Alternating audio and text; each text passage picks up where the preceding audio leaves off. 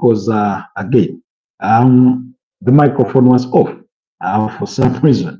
Anyways, apologies on that, but we're coming to you late, quite indeed very late, away from our usual time between 10 and 11. But today being Eid, I thought today being Eid and a Friday, I thought we could make the exception. But nonetheless, there's still plenty for us to talk about.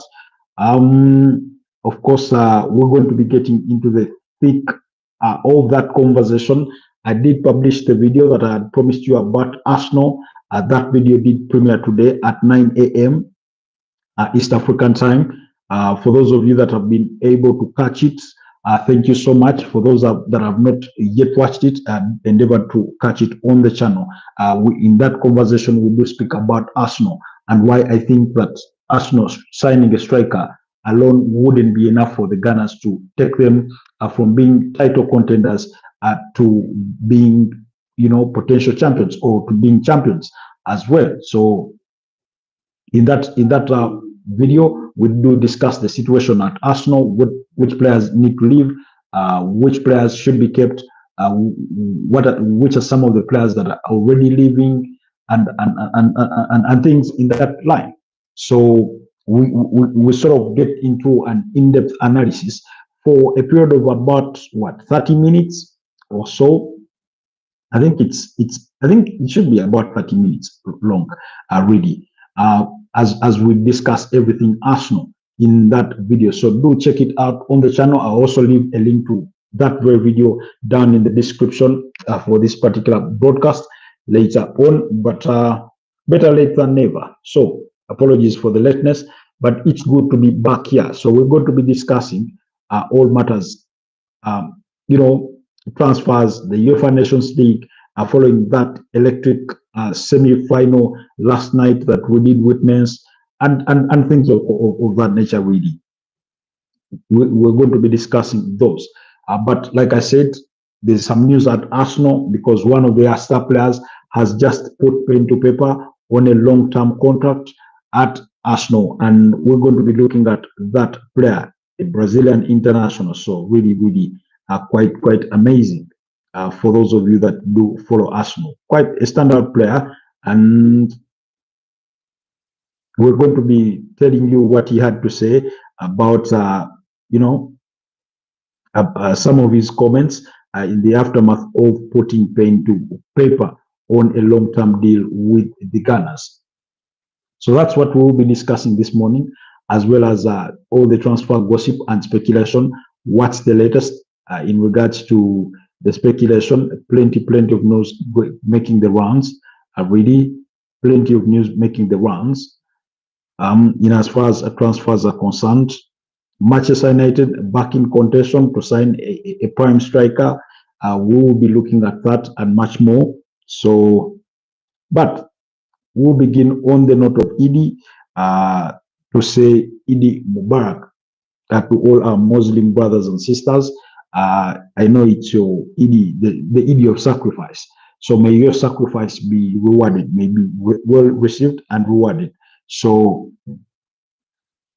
yeah, I'm waiting for all of you to join the broadcast so that we can get into the thick of it, into the depth of it. Really, I do expect this to be quite a fruitful engagement, really, a fruitful engagement. So guys, kindly like the broadcast, but also consider subscribing to the channel if you're new here. As you join us this morning, just a couple of minutes to midday, and like the broadcast as we look to get into the conversation in just a bit. Anyways, since we are late, let's not waste any due time for majority of you. Let's kick things off with the news regarding Arsenal, because like I said, we did publish a video that we did promise to you on Arsenal. We do take an in-depth look at what is happening with the Gunners, their exploits so far, the transfer speculation surrounding the club and things of that nature. But more importantly, we take an in-depth analysis in regards to their squad, in regards to where we think they need to strengthen, we do make the argument that signing a striker alone is not enough to take them from being challengers or contenders to being champions. So there's a lot of work that needs to be done in that regard. About a week ago, we also did something around Manchester City, arguing that should their transfer window go according to plan, then they could be unstoppable next season. And on that note, I want to say thank you all to all those that have managed to watch that video there. So, like I said, we will continue the conversation with Arsenal because their 27-year-old Brazilian centre-back in Gabriel Magalhaes has put pen to paper on a long-term contract. So he's extended his stay. I can see Chetan from India, Chetan Singh, says hello from India. Chetan is not here for the first time. He's one of our esteemed followers and supporters. Thank you so much, Chetan. It's good to have you back. Although we did miss you for the last couple of days, if not a week. But thank you so much for always sparing a moment to be back here with us. Thank you so much for the love and support from India. As I make my shout outs to Chetan, I also want to send my regards to Ahmad Septa from Indonesia. Their country will be facing Japan in about, I think, in about 4 days' time, because June the 10th. Yes. So thank you so much, India, for the love and support. I really, really do not take it for granted. I do appreciate the love and support that I've received from my some of the colleagues from India there. So much love and appreciation. So Gabriel Magalhaes, 27 years of age, has extended his stay at Arsenal, putting pen to paper on a 5-year deal that will see him stay at the club at least until June 2030. This is the first of Andrea Berta's works. I know conversations had begun slightly before he joined the club, but were nowhere near close to being done. And reports that are seeping through from the Arsenal corners and circles do say that he's done quite a tremendous job in as far as getting this deal over the line. So it looks like Andrea Berta does have really the knack of getting things done. We'll be watching him to see whether he can get things done when it comes to a deal for Bukayo Saka, a deal for William Saliba, a deal for Leandro Trossard, a deal for Ethan Nwaneri, as well as Lewis Kelly, as the other players that Arsenal are looking to have their contracts renewed. So we'll keep our eyes peeled on that as well. But it is quite incredible or good news for Arsenal because they do get to have one of their dressing room leaders in Gabriel Magalhaes to sort of, stay within the squad. You remember prior to the start of, I think, this season and the season before that, he was subject to interest from Saudi Pro League clubs that did want to sign him. In recent times, there was, subtle speculation linking him with a potential move to Real Madrid and that kind of thing. But it looks like he is here to stay with Arsenal. And after signing his contract, here are some of the comments that he did say after signing a 4-year contract, actually. So he said, I arrived here as a young player, and after almost 5 years, I'm so happy and I have learned a lot. I'm so proud of myself. It's an amazing journey, and I'm so happy to continue it. I hope I win some trophies with this club because I love this club and my family loves the club too. He continues to say, we've done a lot of good things and now is the time to win some trophies. I want to thank you for everything. I love the fans. I love how they push the team. I think they are so incredible to keep pushing us every single game. We continue together. We continue together for the future. And then those were some of the comments from the Brazilian star after putting pen to paper on a new contract. So quite the positive start from Andrea Berta, like I said, on getting this deal over the line. But again, the eyes will be on him to make sure that all the other deals do get over the line for the other Arsenal stars, like I did highlight in there.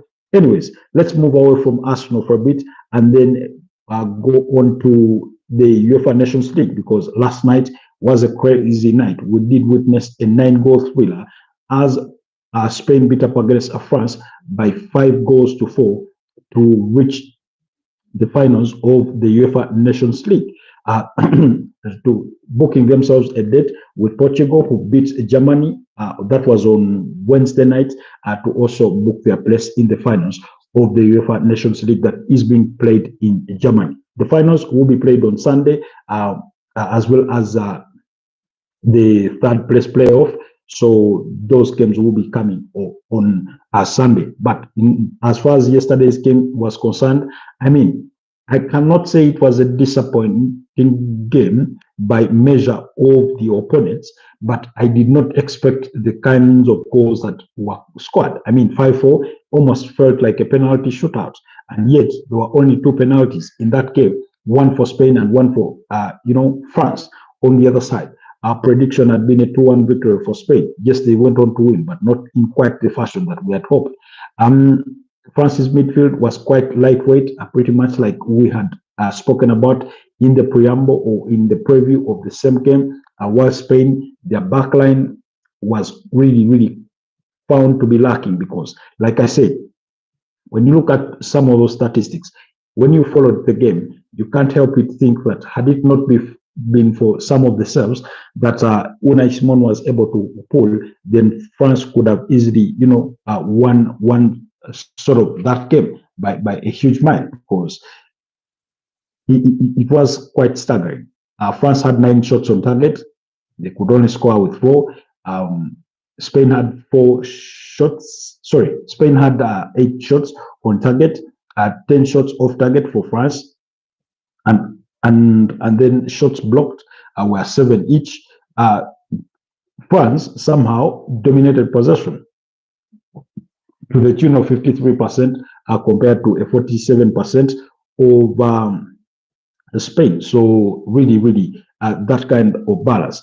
And I looked at that game and I was thinking to myself, how on earth are Spain going to remain competitive because they are the reigning champions of the European competition with that backline? Because I thought the backline was really wanting. It had Marco Cucurella, it had Pedro Porro of Tottenham Hotspur, it had Robin Lee Nomad, it had Binhausen. Now, on paper, these are good players, or fairly good players, but for Spain that had Charles Puyol and Gerard Piqué as their centre backs in years gone by, really, really, you find these ones are falling short of requirements. A team that has had Sergio Ramos in their backline, you think that this in itself is, below the desirable, profiles. A team that has had Dani Carvajal in their backline, really, you find that Pedro Porro and Marco Cucurella are really, really do come short of the standards that Spain have set themselves over the years. But anyways, it is what it is. You do not always have those sort of top talents, because again, when we look at their midfield, yes, they have Pedri, they have Martin Zubimendi, they have Mikel Moreno, they have Rodri, although he did miss this game. He was not part of the squad because he just did recover from that long-term injury, the anterior cruciate ligament injury. But again, in sheer comparison, when you look back in years gone by, that they had Xavi, they had Iniesta, they had Pedro, they had Cesc Fabregas, they had Xabi Alonso. I mean, that was a whole depth of talent right there in that midfield. And I thought Spain really, really sort of struggled, especially in the back line. Yes, they were the ones scoring the goals on the other side. But like I said, Unai Simon was doing just quite remarkably well to keep them in the game. And they did find them, and then they did find their way through in the 23rd minute with Nico Williams scoring, an easy goal. Mikel Oyarzabal, the way he holds on to that ball before passing it to Nico Williams in that box with, what's his name? Ibrahim Konate and his counterpart in Clement Lenglet, literally.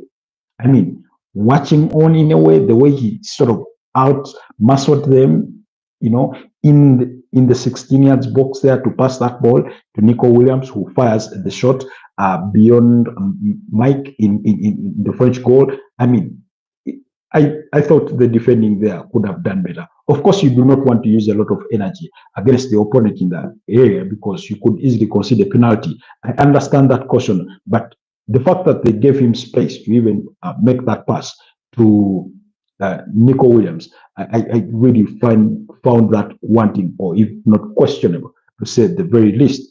And then Mikel Oyarzabal was once again the provider 3 minutes later when Mikel Merino scored to make it 2-0. Now, again, the build up to this goal, I think, is something that will excite Arsenal fans because Martin Zubimendi played a splitter for a pass through that midfield to Mikel Merino, who then plays in Mikel Oyarzabal before making the run into the box to receive the reverse fixture, and he goes on to score in quite brilliant fashion. So it was 2-0 at halftime.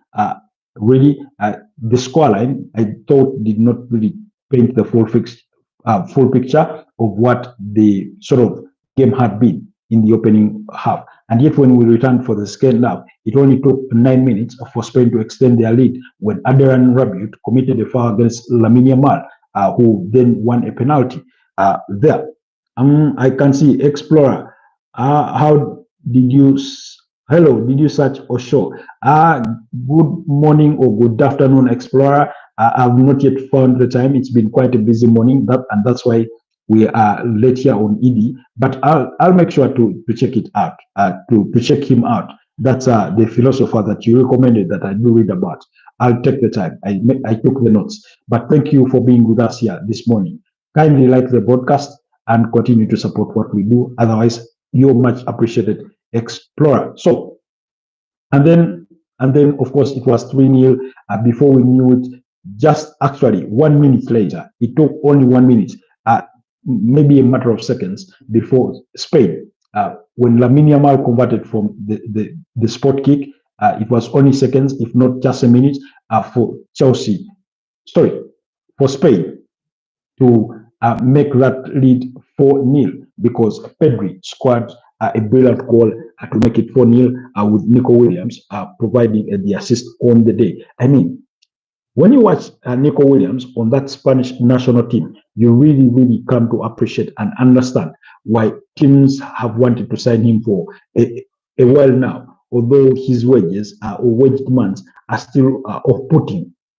Even though his release clause is a modest 58 million euros for a 22-year-old Spanish international. So that was quite impressive. But anyways, so in the 55th minute, remember Pedri's goal comes in the 54th minute, and then in the 55th minute, Pedri scores. Yamal's penalty comes in the 54th minute, and then in the 55th minute, Pedri scores to make it 4-0. Then, of course, eventually, 4 minutes, just 4 minutes later, France win a penalty on the other side, which was converted by Kylian Mbappe, and then suddenly it was 4-1. And we thought, because it was still we still had 30 minutes of game time to play, I was thinking, well, we could have a game on ourselves here. We could have a potential comeback. Was a comeback on the horizon? It felt that way, and yet those chances were quickly diminished when Spain, through just 7 minutes later or 8 minutes later, through Lamine Yamal, went on to score to make it a 5-1 to restore their 4-goal cushion. So it was that kind of game. And I remember feeling a little bit down or disappointed that France had conceded just almost in a couple of minutes after scoring their first consolation on the other side. And I was like, are Spain really going to run away like this against a World Cup champion, a 2018 World Cup champion? I mean, a 2016 losing finalist in the Euros, a UEFA Nations League winner, and also, you know, so I did have my questions at that moment, but then somehow Ryan Cherki, the Manchester City target, who is on the verge of joining Manchester City from Olympique Lyon, the 21-year-old French attacking forward, Ryan Cherki scored a brilliant goal to make it 5-2. Just 2 minutes, about 10 minutes after, because that goal does come in the 79th minute. So that was close to or more than 10 minutes after Spain's 5th goal. And then in the 84th minute, Danny Vivian of Athletic Bilbao did score into the back of his own net to make it 5-3. And then you could sort of feel the mood change in the stadium. You could feel the spirits be lifted of that French national team as Didier Deschamps urged them on. And guess what? They missed a golden opportunity through Rando Kolomwani because they made a good run. And then I think it was it Mbappe or Ryan Cheki who made the cutback for him, and then he blazed that ball over the bar, and you could see the disappointment of Didier Deschamps on the touchline. But he made amends in the 93rd minute when he scored a header off a Ryan Cheki cross to make it 5-4 on the night. In there, as France also did hit the upright. I think it was Ousmane Dembele who hit the upright in another missed opportunity to score another goal, but eventually he finished 5-4 at full time as Spain booked their place in the final where they will be meeting Portugal. Portugal did win the competition in 2019, beating up against Netherlands by 0-0. They were the host nations, for the final, and then the subsequent edition was won by France when they beat up against Spain by 2-1 in the final. That edition was hosted by I think by Italy. Yes, it was hosted by Italy, and then the previous edition, which was won by Spain, beating Croatia 5-4 on penalties in the final, was hosted by I think Netherlands. Yes, by Netherlands. And then this time around, German are the hosts. German will be playing in the losers match, or the third place playoff, as we prefer to call it. They will be up against France for that particular game. So that game will come at 4 p.m. That is between Germany and France. It will come at 4 p.m. on Sunday, while the final will come at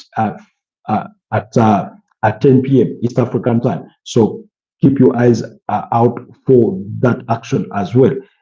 Then last night, I know there were some fixtures. Brazil were up against Ecuador in the World Cup qualifiers. Yes, in the World Cup qualifiers. Unfortunately, I did not get to watch that game because it started, I think, at 2 a.m. Yes, it started at should have started at 2 a.m. In as far as I think I do remember. Trying to see if I can find the result. If I can find the result for Brazil. Excuse me. Yes, it ended in a goalless draw. Thank God I did not waste my time watching it, but it did end in a goalless draw, while Paraguay beat up against Uruguay by 2-0. Argentina beat up against Chile by 1-0, while Colombia will be up against Peru tonight. That's at 11:30 p.m. East African time. So keep your eyes peeled on that as well. Then there will be some international friendlies, both in Africa and beyond, including the likes of Equatorial Guinea being up against Gambia. Bulgaria will be up against Cyprus. Zimbabwe play Burkinabe, while Luxembourg will be up against Slovenia. Hungary are up against Sweden, while South Africa play Tanzania and others. Uganda will be playing Cameroon in an international friendly. So those are some of the games that will be happening. While in the COSAFA Cup, Morocco will be up against Madagascar. Anyways, let's keep that at that. We will be here to discuss more of that in the near future, tomorrow, in tomorrow's broadcast, and then on Sunday, we'll try to follow the events with the best of our ability. So let's speak matters transfers and transfer gossip and speculation, because Sporting Lisbon's 27-year-old Swedish striker Victor Gyökeres is open to reuniting with his former manager Ruben Amorim at Manchester United. That is according to TalkSport. That story was revealed by Alex Cook there of TalkSport, saying that Ruben Amorim is still in touch with Victor Gyökeres and that the player will be open to joining Manchester United even without UEFA Champions League football. So let's wait and see whether Manchester United will firm up their interest in Victor Gyökeres and make a move for the former Coventry City player. Then Arsenal have added Aston Villa's winger Morgan Rogers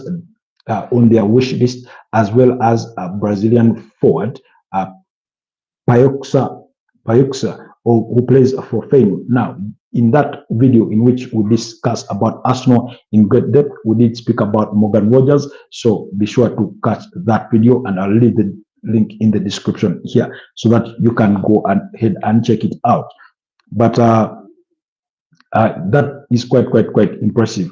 That Arsenal are even considering signing Morgan Rogers. We've already put him within their firing lines of what they should be looking out for in the transfer window. But that story is according to the Times. Then Brentford did reject Manchester United's opening bid of £55 million for Bryan Mbeumo.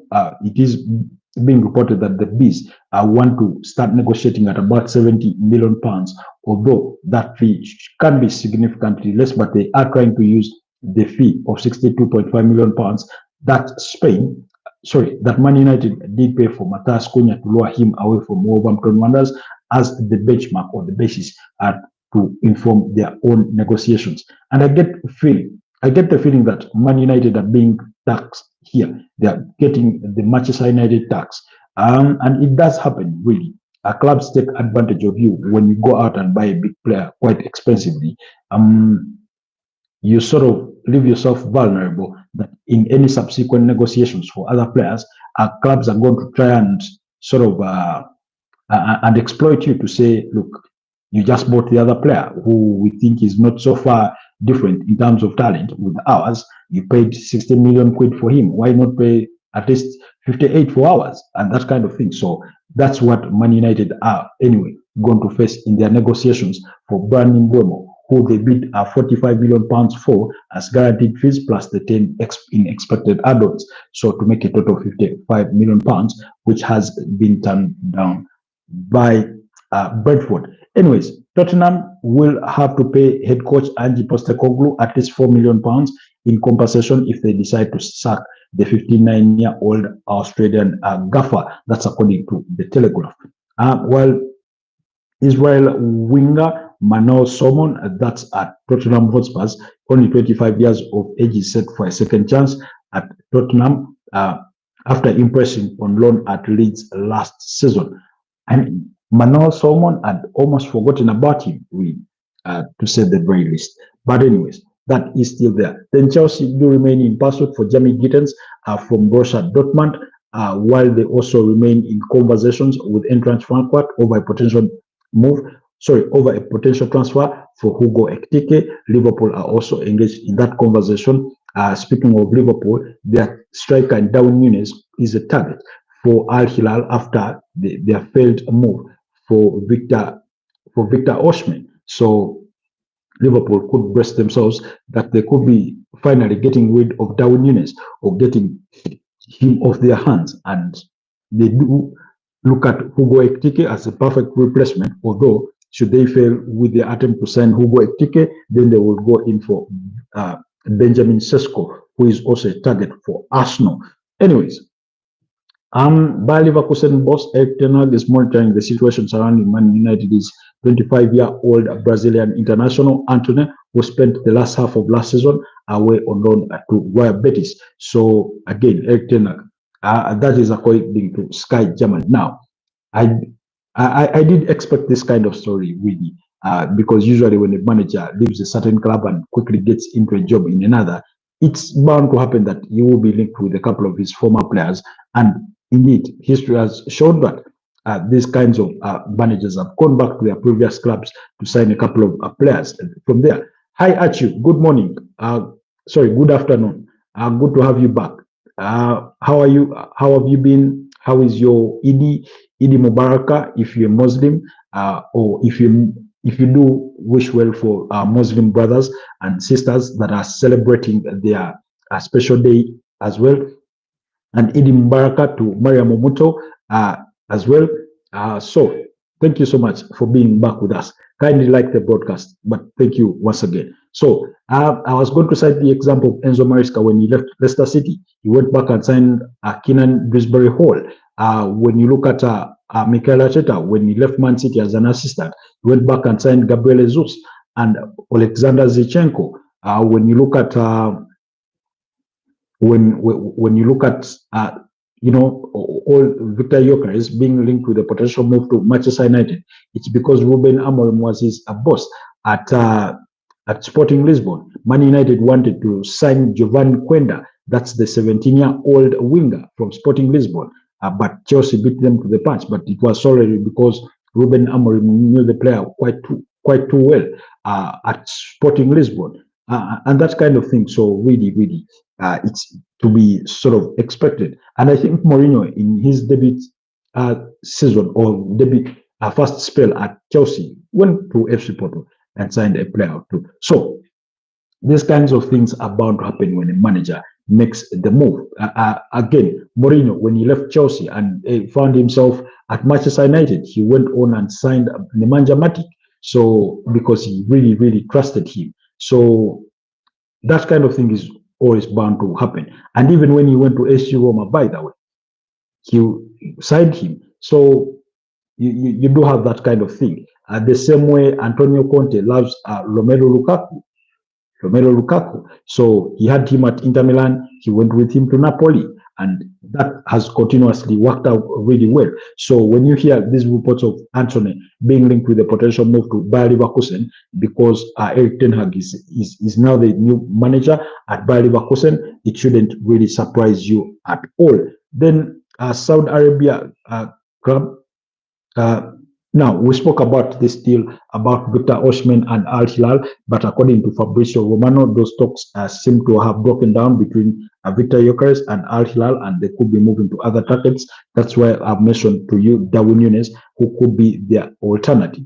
Then Man City are close to agreeing a deal to sign Wolverhampton's 23-year-old Algerian left back. That's Ryan Aït-Nouri. He did score 4 goals last season and provided 7 assists in 37 Premier League appearances. I really quite rate Ryan Aït-Nouri quite highly, and we could be in for a run. Then a Portugal midfielder João Paulinho has struggled for first-team football at Bayern Munich, and while he says he's keen to stay at the German club, the 29-year-old could leave if his situation does not look like improving. That's according to Sky Sport Germany. Then Arsenal are interested in signing Real Madrid's 24-year-old Brazilian winger in Rodrigo Goes. Again, we did speak about this deal last night, saying that they are waiting for a meeting to happen between the new head coach in Xabi Alonso and Rodrigo Goes, because now the challenge for Rodrigo Goes is that he prefers to play coming off the left-hand side. And that is the same place where Vinicius Junior prefers to play. It's the same wing where Kylian Mbappe really loves to play off. And although he's been played as a false 9 or center forward, and he does thrive there as well, predominantly he prefers playing coming off the left. But let's wait and hear from what will seep out of Real Madrid if that meeting happens, and it will happen before the kickoff of the FIFA Club World Cup, in which Real Madrid will be participating in later this month, starting on June the 15th. Then the other is Inter Milan and Italian defender Francesco Acerbi. That's 37 years of age. Is now being linked with the potential move to Al Hilal again, to follow his former manager in Simone Inzaghi. Now, initial reports had been quashed that Al Hilal were interested in signing him, but again, do not be surprised if Simone Inzaghi does raid his former club in Inter Milan to sign a couple of players here and there. Whether Inter Milan will be ready to release some of them remains to be seen, but I think for a player that is 37 years of age, then clearly you wouldn't be surprised if Inter Milan did sanction the transfer. Then, still speaking, Inter Milan, they could appoint Christian Chivu as their new manager on a 2-year contract. That's according to Fabrizio Romano. They are revealing that in fact, according to Fabrizio Romano, this just came in a couple of minutes ago, says Christian Chivu signs as new Inter Milan manager until June 2027. Here we go, agreement done for Chivu, who signs a 2-year deal and leaves Parma to return to Inter. It follows negotiations of this morning for Cesc Fabregas. So it looks like Inter Milan failed in their pursuit for Francesco Sola Fabregas, while Olympique Marseille had confirmed that Roberto Di Zerbi wouldn't be leaving to go anywhere because he had also been on that shortlist for Inter Milan. So, and then Real Madrid have sort of hijacked a deal for Franco Mastertuono from River Plate to PSG. The player was destined for a move to PSG, and most of the details had been negotiated for the transfer of the player. And then Real Madrid swooped in last minute and agreed to a 45 million, a deal of a structure to sign the player. And there you have it, just like that. Battle over as Real Madrid won the total agreement on personal terms and everything in that line. Then we spoke about Ryan Ashnori. He will be putting paper on a 5-year contract to complete his move to Manchester City, with medicals set to be done tomorrow. That deal is equally close to being completed, as well as Ryan Cherki. Yes, in the aftermath of that loss to Spain, he did speak to the media and he was asked about an agreement. He was asked about, the speculation that he could move to Man City, and he said, yes, it's getting done, but you already know my answer. Everybody knows, but there is still a game to play. Now we have to enjoy and give everything, but after it will be done. That is him, Ryan Cherki, speaking about his proposed move to Man City. When he says we now have a game left to play, he talks about the third place playoff in the uefanationsleague there, in which they will be facing off with Germany. So really. And then last night, we also speak to the news regarding Arsenal monitoring the situation or being informed about Kepa Arrizabalaga £5 million ready clause at Chelsea. Remember, the 30-year-old Spanish goalkeeper spent the whole of last season away on loan to AFC Bournemouth, where I thought he did quite incredibly well. Now, for Arsenal, who are looking for a number 2 choice goalkeeper, having lost out on signing Joan Garcia from Espanyol, I do think that Kepa Arrizabalaga is a no-brainer if the player is willing really to join you at the club. So that's some of the latest in regards to transfers, speculation, Kepa Arrizabalaga, Ryan Cherki, Ryan Ashnori. Of course, there's not been significant movement in the last couple of hours or a day, really, regarding Liverpool and Florian Wirtz, as well as Milos Kerkez. Negotiations to finalize those deals do continue, but there's not been any major updates at the moment. So, but Milos Kerkez will really happen to Liverpool. That one will happen. And then, of course, we do wait for Luka Modric to join AC Milan, but I think he will make the final decision when he gets done playing at the FIFA Club World Cup in his last dance with Real Madrid. And then Liverpool also did turn down attempts from Barcelona to sign Luis Diaz. So they rejected any approaches from Barcelona over a potential transfer for the 28-year-old Colombian international. And that could imply that Barcelona turn their attention back to Marcus Rashford, who is second on their list for winger targets in as far as this transfer window is concerned. But while Liverpool are adamant that Luis Diaz is not up for sale, Al Nassr could place a bid in the region of 85 million euros to test the Reds' resolve to keep the player. Whether he would be willing to move to Saudi Arabia remains to be seen, but at least that news is out there, or that speculation. We are just waiting to see how everything does transpire in the next couple of days, because as remember, this first sort of transfer window is going to close. It started on June the 1st, it will close on June the 10th, and once it shuts, we will be off of it for about 5 days thereabout, and then we'll have the window reopen officially on June the 16th until late August. So do expect those things to happen. Then What else? Chelsea. Chelsea remain in pursuit of Mike Maignan. That's the French goalkeeper from AC Milan. Because according to Ben Jacobs, he did inform his bosses at AC Milan that he would want to leave, and he would want to leave this summer. I mean, this speculation linking him to Chelsea.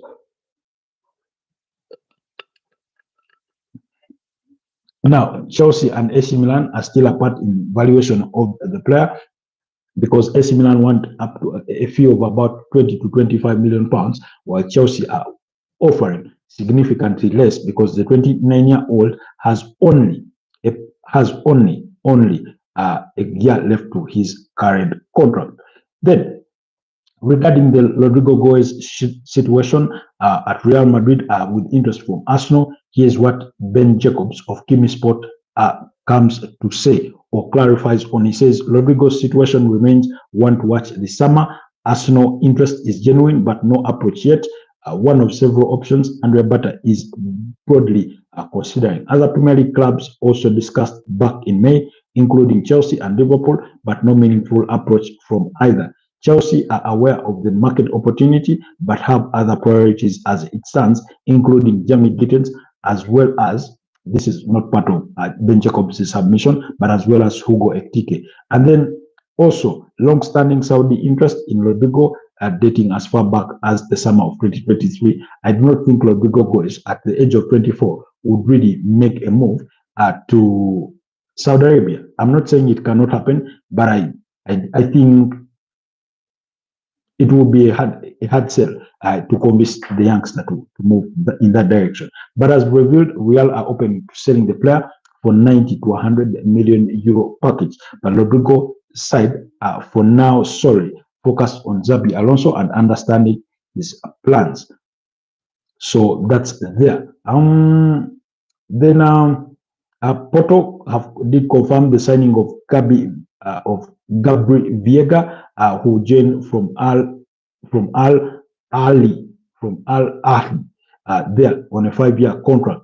Viega's contract contains a 65 million euro release clause. So, anyways, that's some of the latest from the world of transfers from the UEFA Nations League, as well as Arsenal regarding their Brazilian defender Gabriel Magalhaes putting paper on a new long-term contract. So that's official, done and dusted.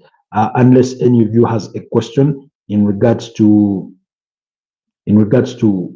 that news or anything in that similar breadth, I do welcome the questions, or otherwise we can call it a day. So Gabriel Magalhaes' deal is valid until June 2029, not 2030 as earlier on indicated. But I think it could have an option to extend for a further year.